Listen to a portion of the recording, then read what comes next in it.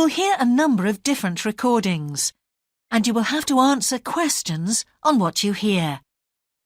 There will be time for you to read the instructions and questions, and you will have a chance to check your work. All the recordings will be played once only.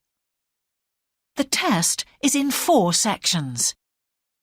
At the end of the test, you will be given 10 minutes to transfer your answers to an answer sheet. Now turn to Section 1. Section 1. You will hear a student talking to the student accommodation officer at a college. First, you have some time to look at questions 1 to 5.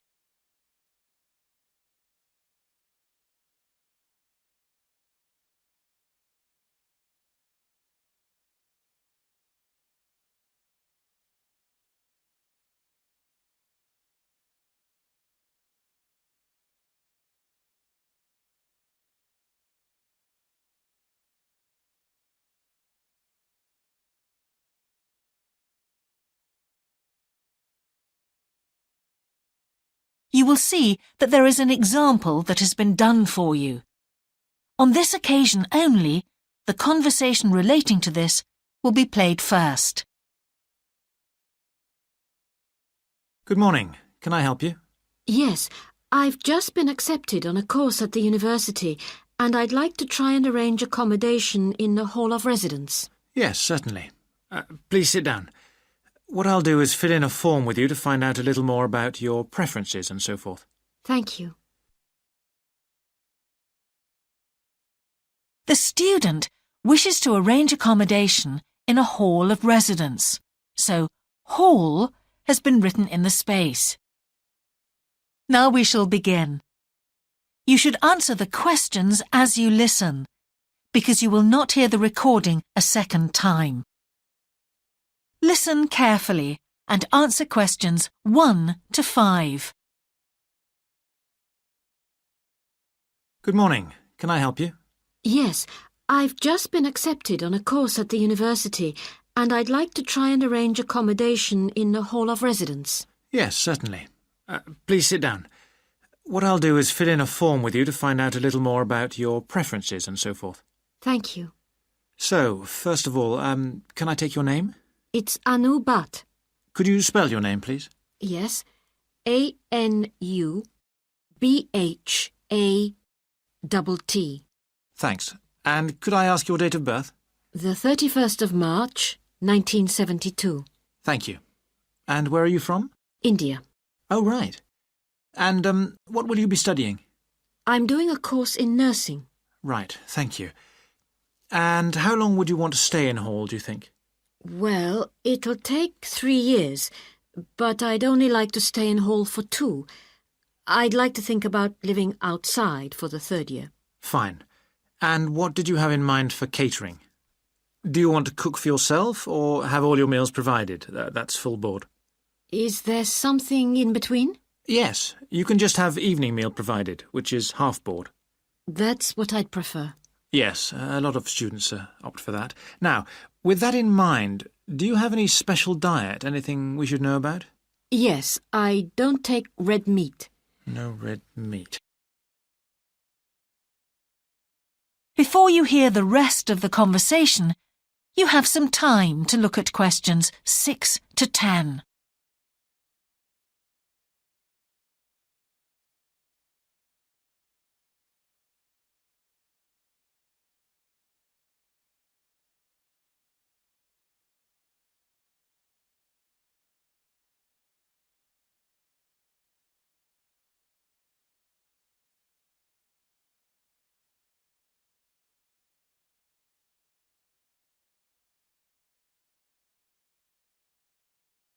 Now listen and answer questions 6 to 10.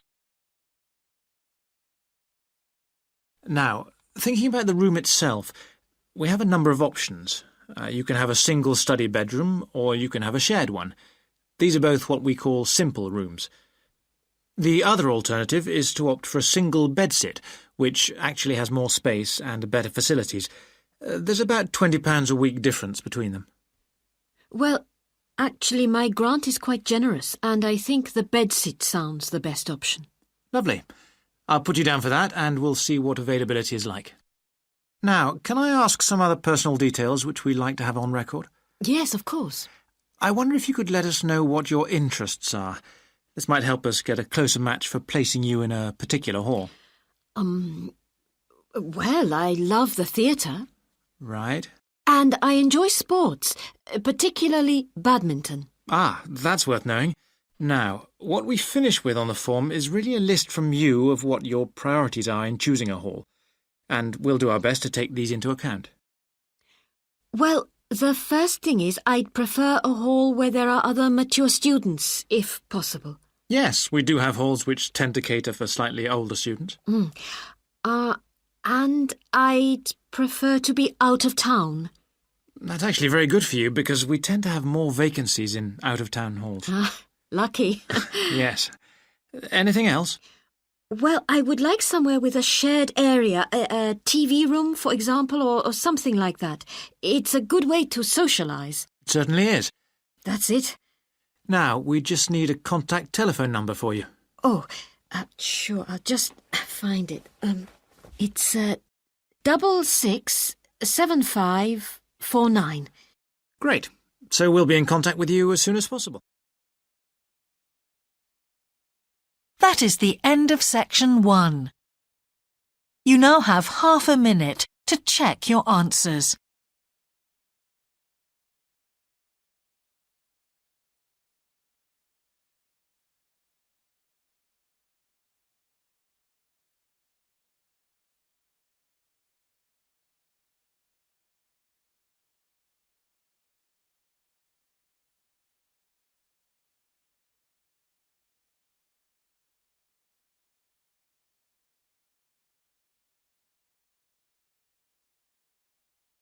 Now turn to section 2.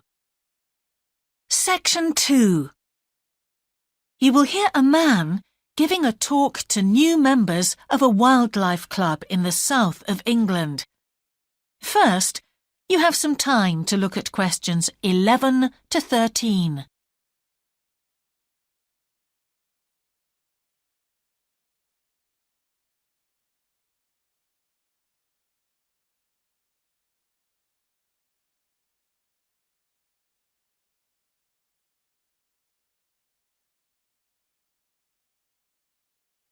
Now listen carefully and answer questions 11 to 13. Hello, I'm delighted to welcome you to our wildlife club and very pleased that you're interested in the countryside and the plants and creatures of this area. I think you'll be surprised at the variety we have here, even though we're not far from London. I'll start by telling you about some of the parks and open spaces nearby. One very pleasant place is Halland Common. This has been public land for hundreds of years, and what you'll find interesting is that the River Ouse, which flows into the sea 80 kilometres away, has its source in the common. There's an information board about the plants and animals you can see here, and, by the way, the common is accessible 24 hours a day. Then there's Holt Island, which is noted for its great range of trees. In the past, willows were grown here commercially for basket making, and this ancient craft has recently been reintroduced. The island is only open to the public from Friday to Sunday because it's quite small, and if there were people around every day, much of the wildlife would keep away. From there, it's just a short walk across the bridge to Longfield Country Park. Longfield has a modern replica of a farm from over 2,000 years ago. Children's activities are often arranged there, like bread making and face painting. The park is only open during daylight hours, so bear that in mind if you decide to go there. Before you hear the rest of the talk, you have some time to look at questions 14 to 20.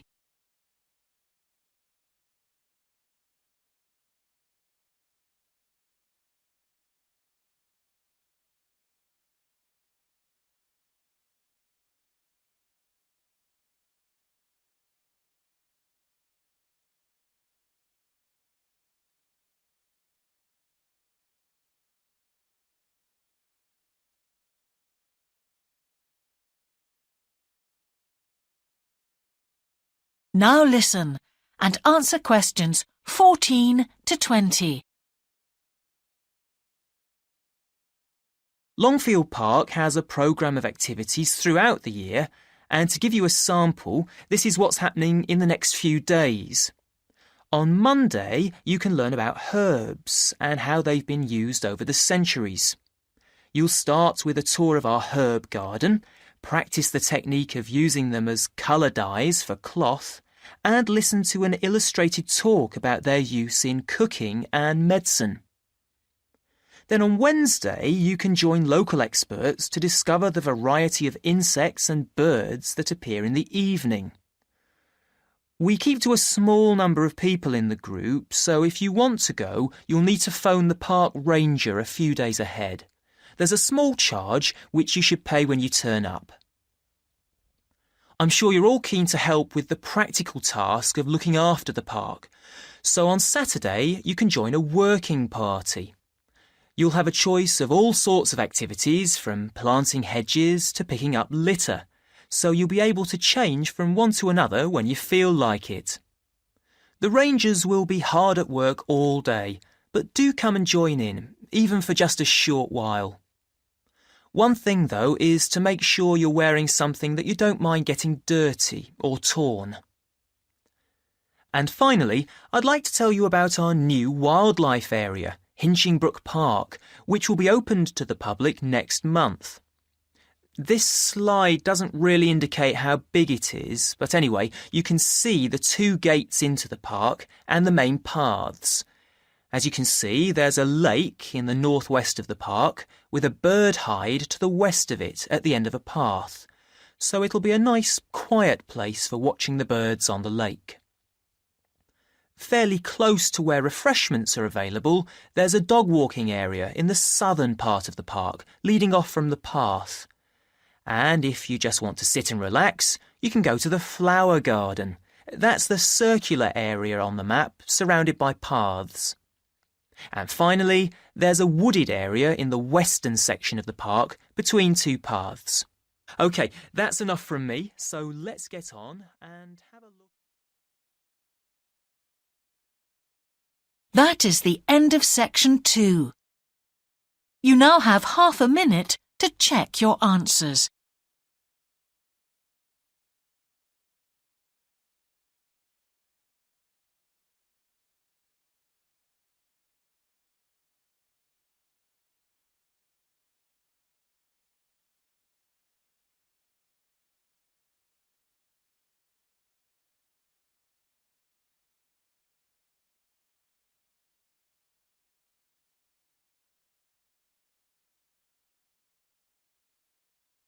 Now turn to section 3. Section 3.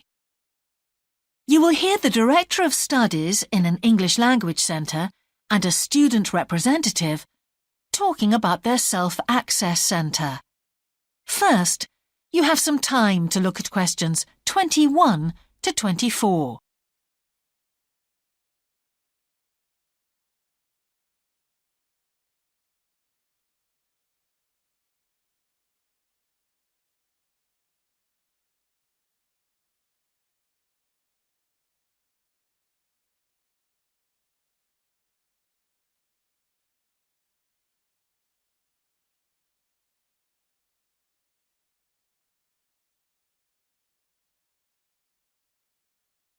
Now listen carefully and answer questions 21 to 24. Hi, Yun. As you know, I've asked you here today to discuss the future of our Self-Access Centre. We have to decide what we want to do about this very important resource for our English language students. So, can you tell me what the students think about this? Well, from the students' point of view, we would like to keep it.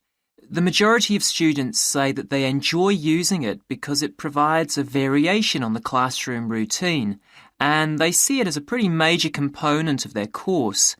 But we would like to see some improvements to the equipment, particularly the computers. There aren't enough for one each at the moment, and we always have to share. Well, yes, the teachers agree that it is a very valuable resource. But one thing we have noticed is that a lot of the students are using it to check their personal emails. We don't want to stop you students using it, but we think the computers should be used as a learning resource, not for emails. Some of us also think that we could benefit a lot more by relocating the Self-Access Centre to the main university library building. How do you think the students would feel about that, Yun? Well, the library is big enough to incorporate the Self-Access Centre, but it wouldn't be like a class activity anymore.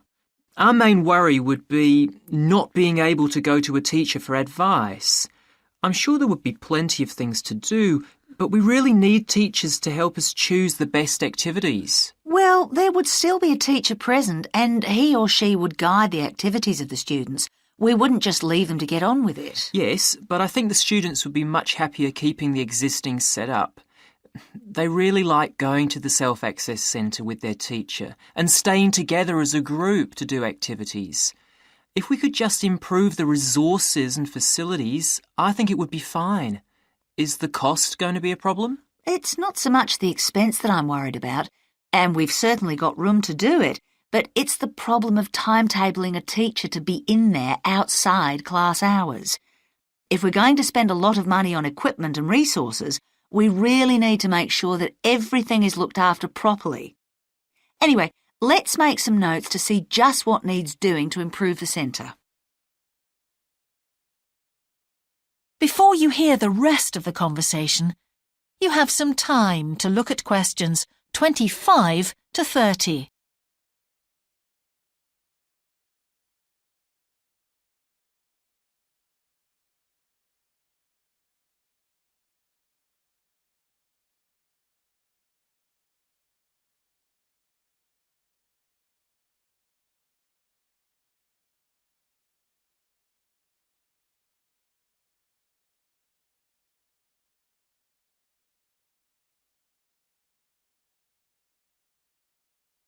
Now listen and answer questions 25 to 30.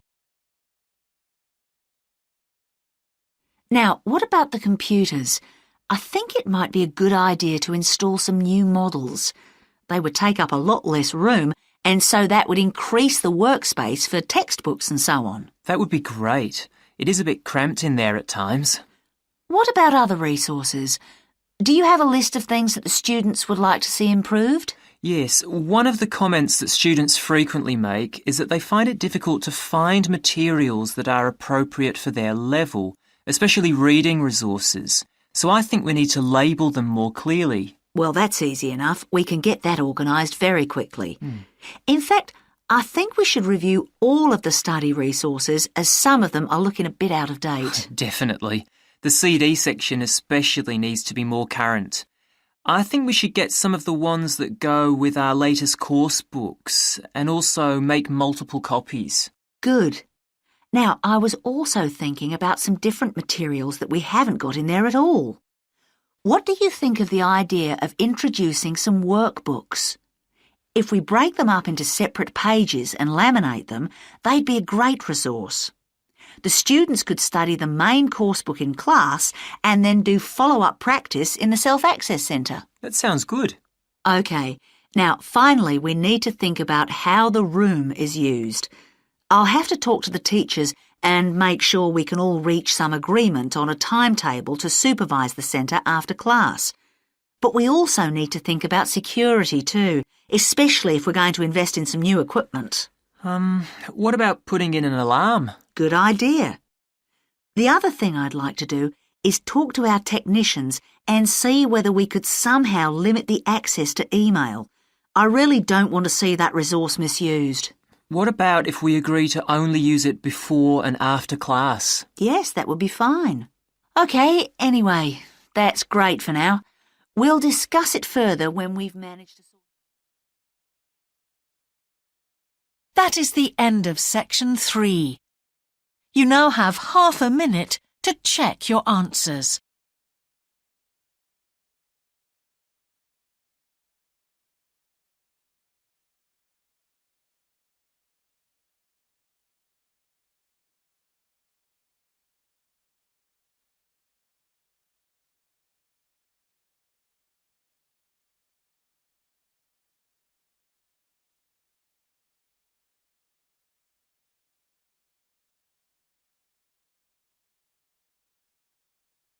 Now turn to Section 4.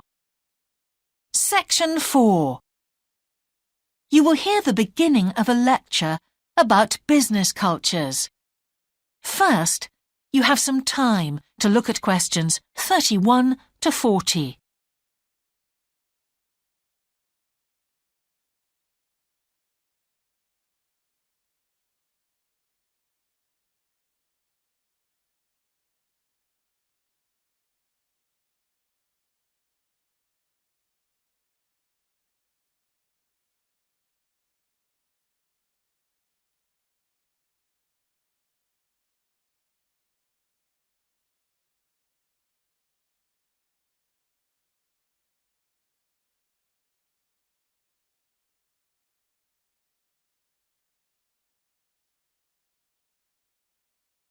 Now listen carefully and answer questions 31 to 40. Good morning, everyone.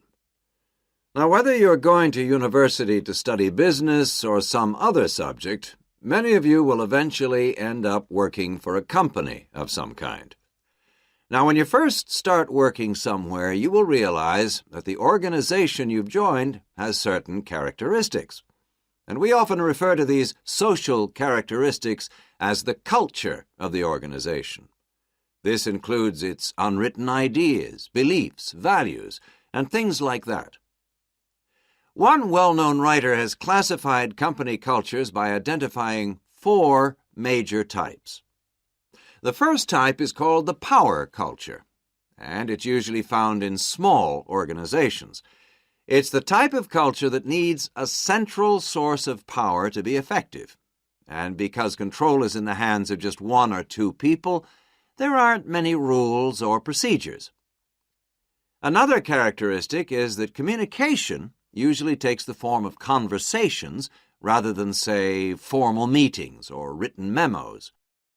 Now, one of the benefits of this culture is that the organization has the ability to act quickly.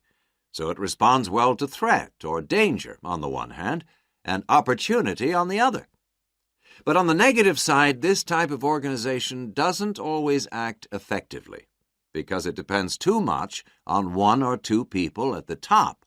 And when these people make poor decisions, there's no one else who can influence them.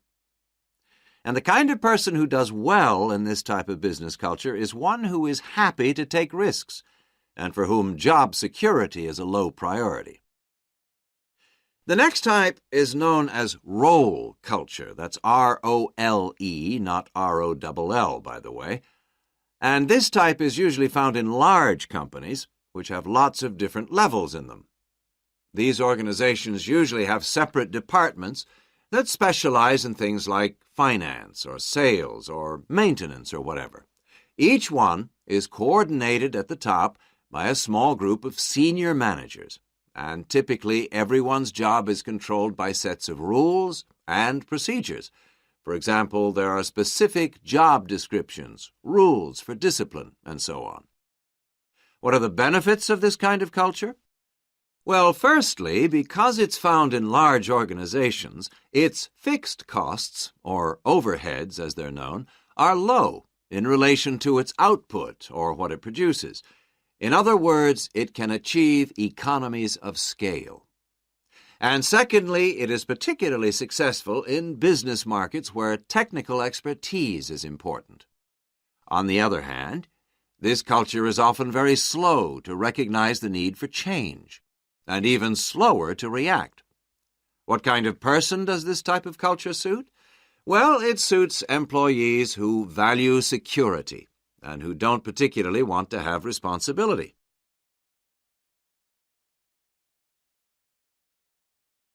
Moving on now to task cultures. This type is found in organizations that are project-oriented. You usually find it where the market for the company's product is extremely competitive, or where the products themselves have a short lifespan. Usually, top management delegates the projects, the people, and other resources. And once these have been allocated, little day-to-day control is exercised from the top, because this would seem like breaking the rules. Now, one of the major benefits of this culture is that it's flexible. But it does have some major disadvantages, too. For instance, it can't produce economies of scale or great depth of expertise. People who like working in groups or teams prefer this type of culture. And finally, the fourth category is called the person culture. This type is quite unusual. That is the end of section 4. You now have half a minute to check your answers.